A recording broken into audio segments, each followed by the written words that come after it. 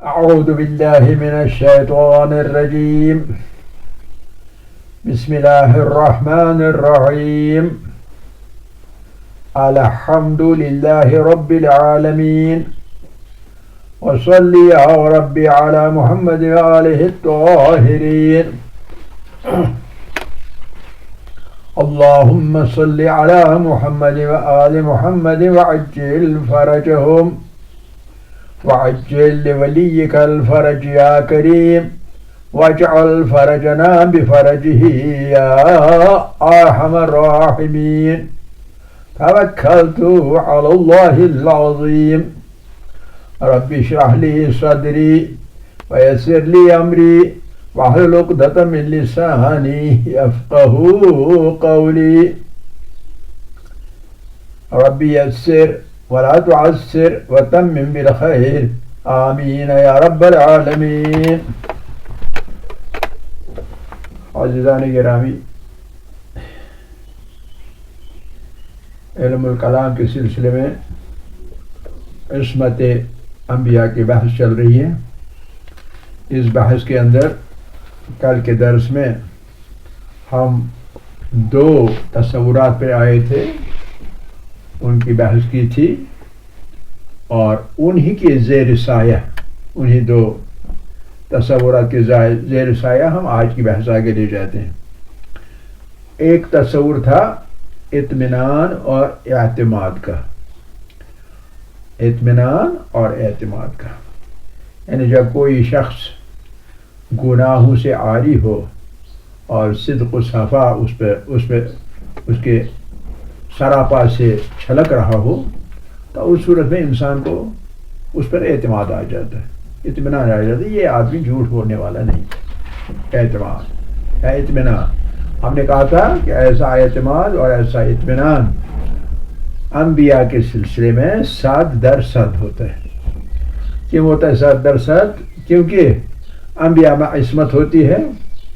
ایک اندرونی میکانزم ہوتا ہے جو ان کو تقوی کی بنیاد پر اندرونی شدید تقوی ہوتا ہے.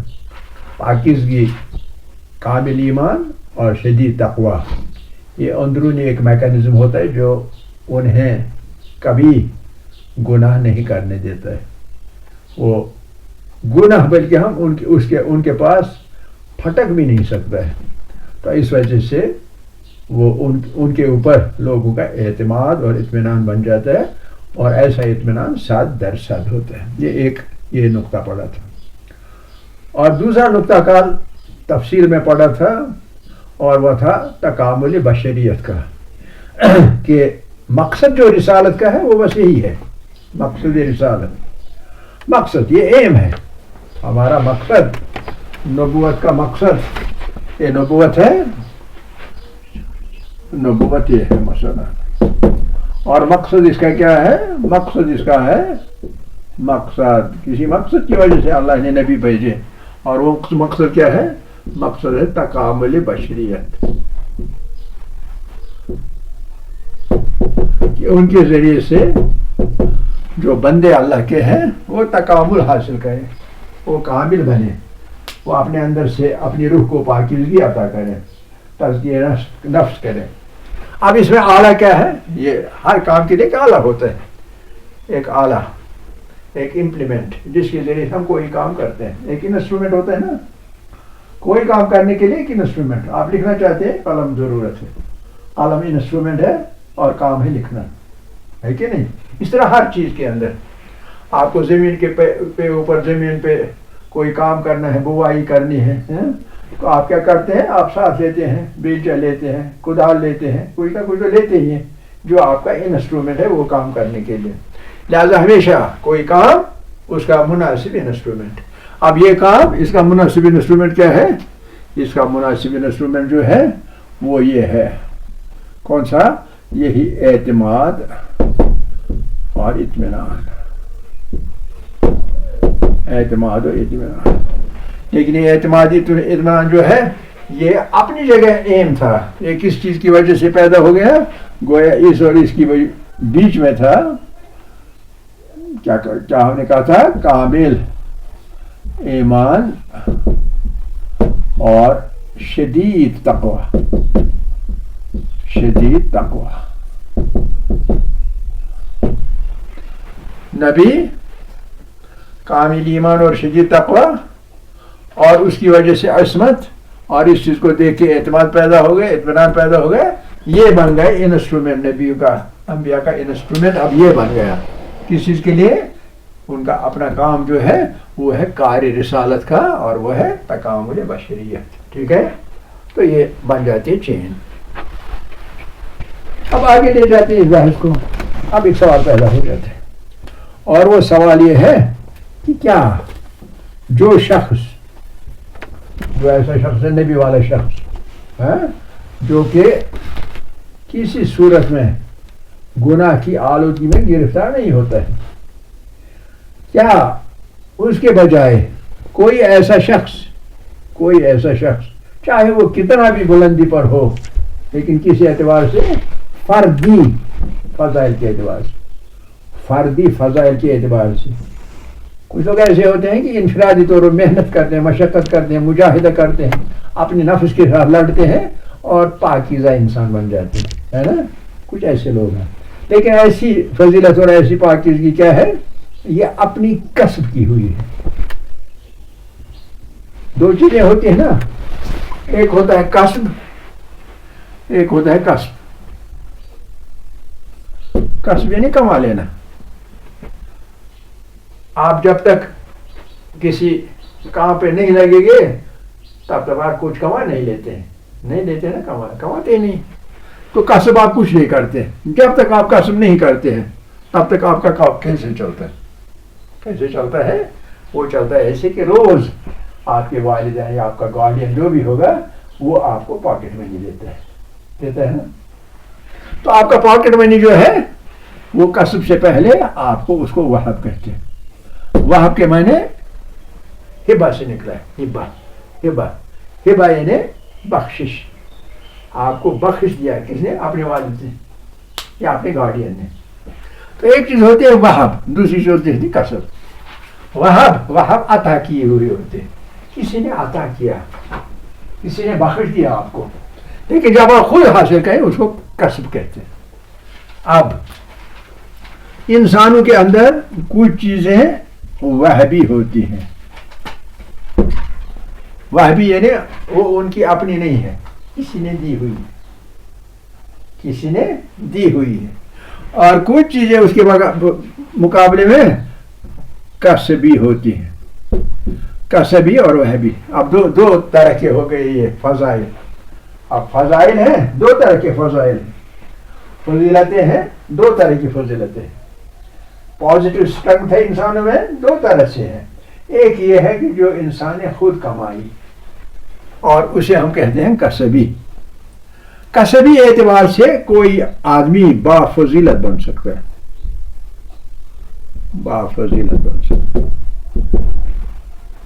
فضیلت حاصل کر سکتا ہے.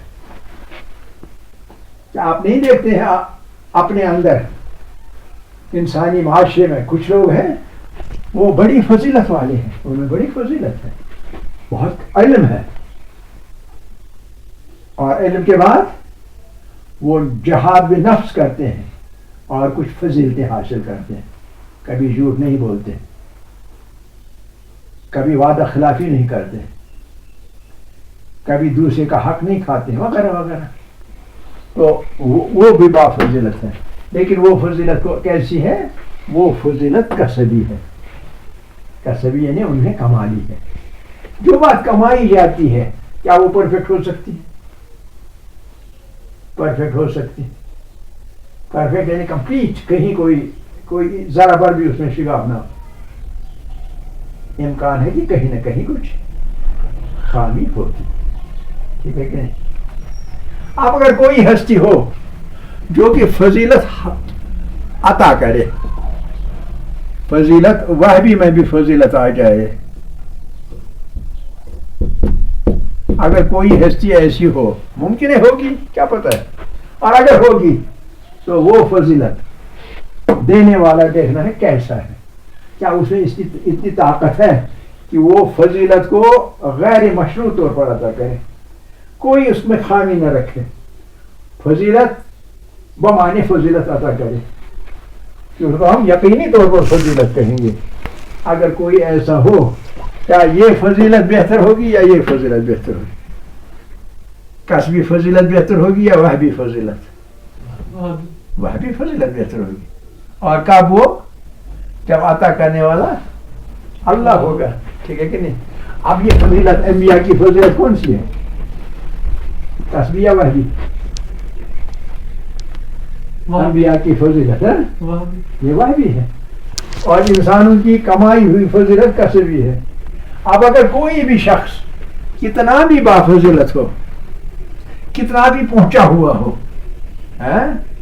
ٹھیک ہے کہ نہیں, کیا وہ اس کمال پہ پہنچ سکتا ہے جس کمال پہ نبی والی فضیلت ہے؟ وسیع والی فضیلت نہیں پہنچ سکتا. کیوں؟ اس لیے کہ اس میں کوئی امکان نہیں ہے اعتماد میں, اطمینان میں خامی رہے. یہ 100% اس میں سے نہیں نکل سکتی ہے. کیوں؟ کیونکہ اس میں کسبی فضیلت, اس میں امکان رہتا ہے کہ کہیں نہیں کہیں کوئی غلطی کر نہ بیٹھے آدمی, چاہے وہ بڑی اونچے منصب پر ہے لیکن انبیاء کے منصب پر نہیں ہے. تو اب اگر کوئی شخص کتنا بھی شخصی اعتبار یعنی کسب کی ہوئی فضیلت کے اعتبار سے معاشرے کے سب سے بڑے منصب پر ہو, کیا اس میں وہی 100% اطمینان رہ سکتا ہے لوگوں میں یا نہیں؟ تو جواب ہے نہیں, ایسا امکان نہیں. کیوں؟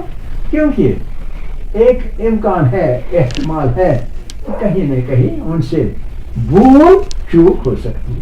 یہاں بھول چوک بھی نہیں ہو سکتی.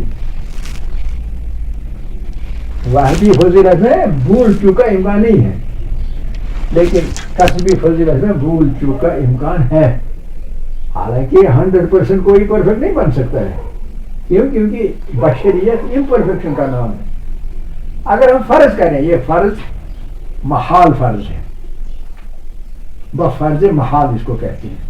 اگر بفرض محال ہم کہیں گے کہ فضیلت جو کسب کی وہ بہت ہی زیادہ ہے, لیکن بہرحال یہ کسب کی ہوئی ہے اور امکان ہے, احتمال ہے کہ اس میں 100% اعتماد اور اطمینان لوگوں کو حاصل نہ ہو جائے, کیونکہ غلطی کا پتلا ہے آدمی. کبھی نہ کبھی آپ کے سامنے نہ کی ہو غلطی, خلوت میں ممکن ہے کی ہو.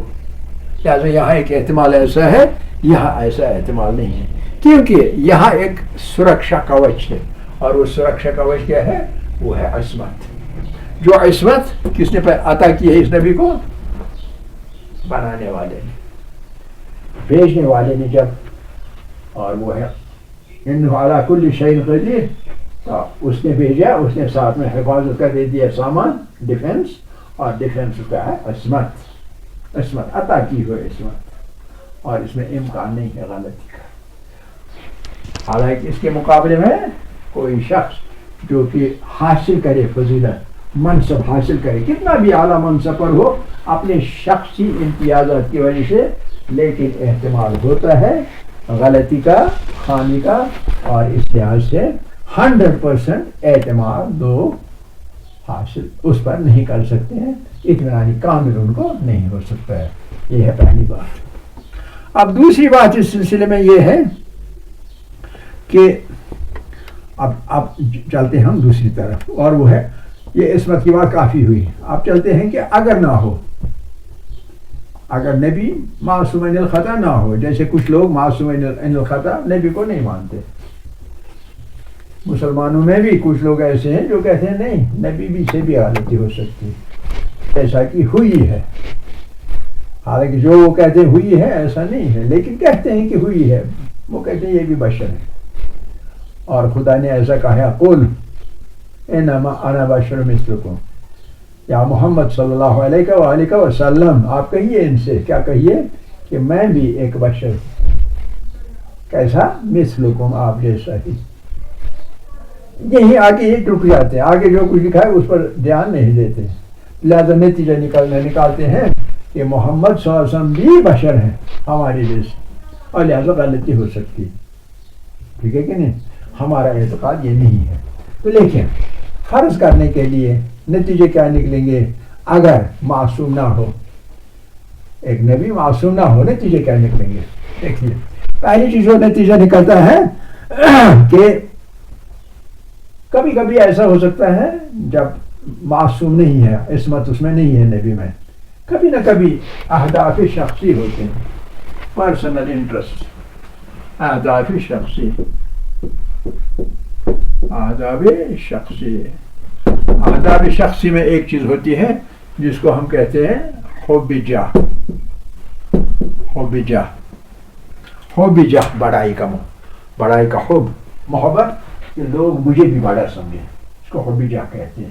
اور یہ حب جاہ یہ سب سے زیادہ انسان کو خراب کرنے والی، جس کسی میں یہ حب جاہ ہو، کسی اور ہتھیار کی ضرورت نہیں ہے اس کی انٹیگریٹی کو کاٹنے، یہ سب سے بہترین ہتھیار ہے۔ جس کسی میں یہ چیز آ گئی، اپنے آپ کی محبت، اپنی بڑائی کی محبت، اپنے آپ کو بڑا بنانے کی محبت، پیش کرنے کی محبت، جس انسان میں یہ چیز آ گئی تو پھر کسی اور لغزش کی ضرورت نہیں ہے۔ ان اہداف کے تحت ہم کہتے ہیں وہ معصوم ہے لیکن گناہ کر سکتا ہے، بشر ہے، گناہ کر سکتا ہے۔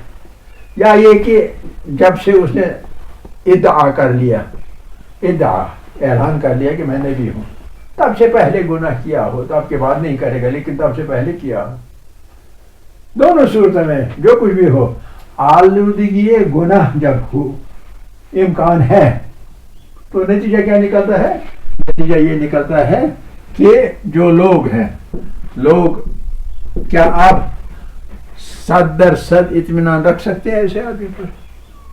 عقل کہتے نہیں، لوگ اس کے بجائے اعتماد و اطمینان کے بجائے شک و تردد، شک اور تردد کا شکار ہوتے ہیں۔ نبی صاحب نے ایسا کہا، کیا پتہ صحیح کہا؟ شک، تردد، کیا میں اسے نبی پھر مانوں یا نہ مانوں؟ تو شک و تردد کا شکار ہوتے ہیں۔ جب شک و تردد کا شکار ہوتے ہیں، شک و تردد کا نتیجہ کیا نکلتا ہے؟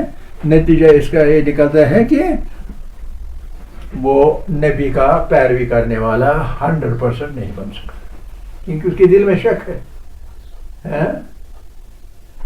تو لہذا عدم اعتماد و اطمینان پیدا ہو جائے گا۔ جب عدم اعتماد و اطمینان پیدا ہو جائے گا، اس لیے فالوئنگ جو ہے،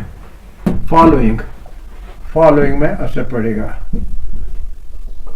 فالوئنگ، اس لیے وہ اسوہ نہیں بن سکتے۔ اسوہ یعنی نمونہ، ہم کہتے ہیں لَقَدْ كَانَ لَكُمْ فِي رَسُولِ اللَّهِ أُسْوَةٌ حَسَنَةٌ، تو یہ اسوۃ حسنہ کہاں رہے گا پھر؟ یہ اسوہ یعنی نمونہ۔ اب یہ پیغمبر کیسے نمونہ رہے گا کہ کس پر اعتماد ہی نہیں ہے؟ یہ کبھی بھی غلطی کر سکتا ہے، کبھی بھی گناہ میں آلودہ ہو سکتا ہے، ٹھیک ہے کہ نہیں؟ تو لہذا لازم ہے، یہ ساری بحث کو نظر میں رکھتے ہوئے لہذا لازم ہے ماننا کہ پیغمبر اگر پیغمبر ہے تو معصوم الخطا ہوگا۔ اگر ایسا نہ ہوتا تو پھر نہ وہ اسوہ بن سکتا، نہ اعتماد و اطمینان پیدا ہو سکتا، بلکہ اس کے بجائے شک و تردد پیدا ہوتا، اور جب شک و تردد پیدا ہوتا تو نتیجہ کیا نکلتا؟ جو یہ نکلتا، یہ شک و تردد ہے، یہ ایسے انسان کے بارے میں ہوگا جو لغزش کا شکار ہو سکتا ہے۔ لوگ اس پہ اطمینان نہیں کریں گے، اعتماد نہیں کریں گے۔ لیکن ایسی صورتحال کب آئے گی؟ ایسی صورتحال تب آئے گی جب ہم اپنی جگہ فرض کر لیں، اور یہ فرض محال ہے، فرض کر لیں کہ نبی بشر ہونے کی صورت میں غلطی کر سکتا ہے، ایک شک و تردد پیدا ہو جائے گا۔ تو جب ایسا ہوگا، اس لحاظ سے ہم نے کہا کہ وہ ایک اسوہ، ایک نمونہ نہیں بن سکتا ہے۔ جب وہ اسوہ نہیں بن سکتا ہے، لہذا لازمی طور پر ہمیں یہ عقیدہ رکھنا ہے کہ نبی جو ہوگا اس کی عصمت لازم ہے، اور اس کا معصوم ہونا بھی لازمی ہے۔ یہ پہلی بات۔ پھر دوسری بات اس سلسلے میں آگے جا کے کہ اگر نبی کے بارے میں اسی کا ضمیمہ، اگر نبی کے ہم ایک معمولی سا تصور کرے کہ ایک نبی کے اندر نبی ہے اور نبی کے اندر کبھی ایک معمولی انحراف بھی آ جائے, انحراف صحیح راستے سے ادھر ادھر جانا, ایک معمولی انحراف بھی آ جائے تو احتمال کیا ہو جاتا ہے معمولی انحراف سے کہ اس کا بیان جو ہے, جو اس نے کہا, اس نے ادعا کیا, اس نے بتایا اپنی جگہ کہ میں نبی ہوں, تو لہذا اس کی وجہ سے اس کا جو ادعا جو اس کا ہے وہ ادعا بھی اپنی جگہ بے معنی ہو کے رہ جائے گا. لہذا اس کی صدق گوئی کے بجائے صدق یعنی سچ بولنا, سچ بولنے کے بجائے کذب بیانی کا تصور لوگوں کے اندر پیدا ہو سکتا ہے, اور جو ایسا ہوگا تو کسی صورت میں اس تکاملی بشریت کے کام میں کامیاب نہیں ہو سکتا, کیونکہ وہ لوگ اس پر مکمل اعتماد نہیں کر سکتے. تو یہ اس کا ذمہ اس بات کا کہ انحراف اگر ہم تصور کریں کہ وہ بالکل معصوم من الخطا نہیں ہے, لہذا انحراف بھی کر سکتا ہے کبھی, تو اس لحاظ سے ہمیں دیکھنا ہوگا کہ جو تجلی ہے نبی کے اندر کیا ہوتی ہے, وحی ہوتی ہے, اور وحی کیا چیز ہے, وحی ایک نور ہے, وحی جو ہے وحی ایک نور ہے, اللہ کی طرف سے کلام آ گیا, کلام اللہ, اور یہ وحی کی صورت میں آ گیا. جبرائیل ایک فرشتے کی صورت میں فرشتے کے ذریعے سے آ گیا, اور کبھی فرشتے کے ذریعے کے بغیر بھی آتا ہے.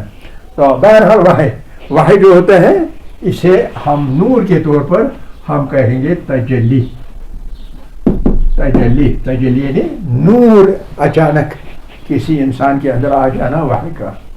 یہ تجلی وحی جو ہے, اس تجلی وحی کی بنیادی جو ضرورت ہے جس کو ہم کہتے ہیں پری ریکویزٹ, سب سے پہلے جو شرط ہے, شرط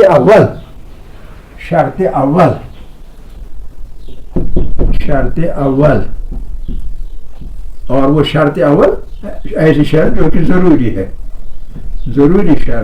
ایسی ضروری شرط, ایک شرط اول کس چیز کے لیے, تجلی وحی کے لیے کیا چیز ہے, وہ ہے نفس کی پاکیزگی. نفس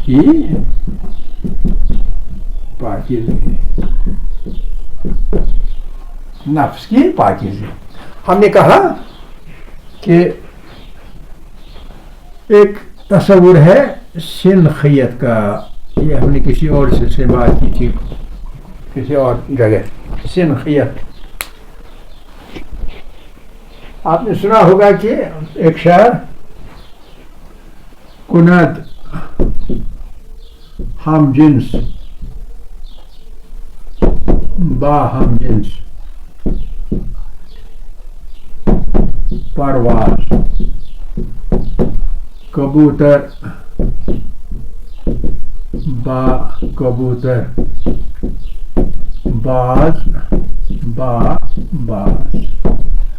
یہ ایک شاعر ہے, بہت مشہور شاعر, اور اس سنخیت کو بیان کرتے ہیں. سنخیت ہوتا ہے ہم آہنگی. دو چیزیں تب آپس میں نزدیک آئیں گی جب وہ ہم آہنگ ہوں گے, ایک جیسے ہوں گے. ہم جنس با ہم جنس پرواز, اڑتا ہے کون سا پرندہ, وہ پرندہ جو ہم جنس ہو دوسرے ہم جنس کا, ایک ہی جنس کی. یعنی کبوتر کے ساتھ پرواز کرتا ہے, کوا کے ساتھ پرواز کرتا ہے, شاہین کے ساتھ پرواز کرتا ہے. یہی اس کا مطلب ہے. کونیت یہ کرتا ہے ہم جنس با ہم جنس کے ساتھ, اپنے جیس کے ساتھ پرواز کرتا ہے, اڑتا ہے. یعنی کبوتر با کبوتر, اگر کبوتر ہوا تو کبوتر کے ساتھ پرواز کرے گا, اور باز با باز اگر ہوگا شاہین ہوگا تو شاہین کے ساتھ پرواز کرے گا. اسی کو ہم کہتے ہیں سنخیت. اور سنخیت کیا بتاتی ہے, سنخیت یہ بتاتی ہے کہ جو وحی کی تجلی ہے, تجلی وحی کہاں ہوگی؟ ایک ایسے نفس میں ہوگی کیونکہ مقدس جگہ سے وحی آ رہی ہے، بہت پاک اور مقدس جگہ سے وحی آئی ہے، تو وہ کہاں آئے گی؟ وہ ضروری آئے گی پاکیزہ نفس کی طرف، نفس کی پاکیزگی کی طرف، جس میں پاکیزگی نفس ہو اور 100% ہو، تو وہاں تجلی وحی آئے گی۔ یہ قاعدہ ہے۔ کوئی شخص جیسا کہ فرض کیا جاتا ہے، کچھ لوگ فرض کرتے ہیں، فرض محال ہے لیکن کرتے ہیں کہ نہیں بشر ہے تو غلطی ہو سکتی ہے بولنا، اور یہ کہ ہوئی یا ہوگی یہ بولنا، اس میں فرق ہے دونوں صورتوں میں۔ مگر یہ فرض کرنا ہے کہ یہ انسان جو ہے یہ ٹوٹل 100% پاکیزہ نہیں ہوگا، کبھی نہ کبھی اس سے گناہ سرزد ہوا ہوگا، آلودہ ہو چکا ہوگا۔ لہذا جب ایسا نفس پاکیزہ نہیں تو تجلی وحی اس پر کیسے آئے گی؟ کیونکہ تجلی وحی کی شرط اول ہے پاکیزگی نفس، عصمت وحی کی شرط اول ہے اور ضروری شرط ہے۔ تو اس لحاظ سے نتیجہ نکلتا ہے کہ لازماً ہمیں ماننا پڑے گا، آج کی بحث ہی ختم کریں گے، ماننا پڑے گا کہ جو عصمت ہے نبی کے لیے اس کے بغیر چارہ نہیں، یہ ماننا پڑے گا، ٹھیک ہے کہ نہیں؟ اور اگر ہم نہ مانیں تو وہ مشکلات پیدا ہوتے ہیں جن کے بارے میں ہم نے آج بحث کی، ٹھیک ہے؟ والحمدللہ اولو و آخرو و ظاہرو و باطنو۔